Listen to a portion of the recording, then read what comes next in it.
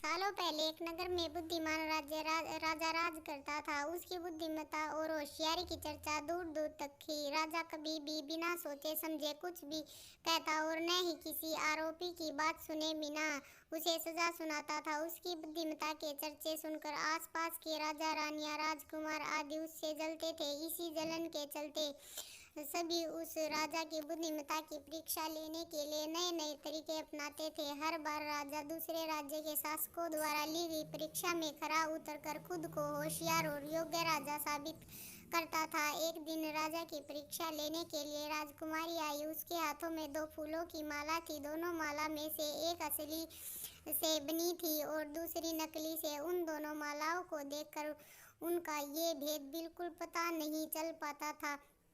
इसी वजह से राजकुमारी ने राजा के सामने जाकर मालाएं रखकर पूछा, हे राजन, अगर आप बुद्धिमान हैं तो बताइए कि इनमें से कौन सी माला असली है।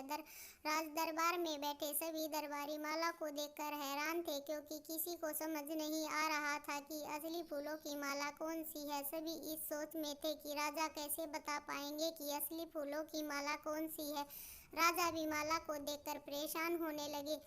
उसी वक्त उनके दिमाग में कुछ तरकीब आई। उन्होंने तुरंत अपने एक सेवक से कहा, बगीचे की खिड़कियों को खोल दो। सेवक ने बगीचे की खिड़की को जैसे ही खोला तो राजा ने देखा कि फूलों में बैठी मधुमक्खियां खिड़कियों से राज दरबार में आ रही हैं। वो कुछ मधुमक्खियों को ही देखते रहे। जैसे ही एकांत मधुमक्खी एक फूल की माला में बैठी, वैसे ही राजा ने कहा कि मैं बता सकता हूँ कि असली माला कौन सी है। राजा ने तुरंत उस माला की तरफ इशारा किया जिस पर मधुमक्खी बैठ रही थी।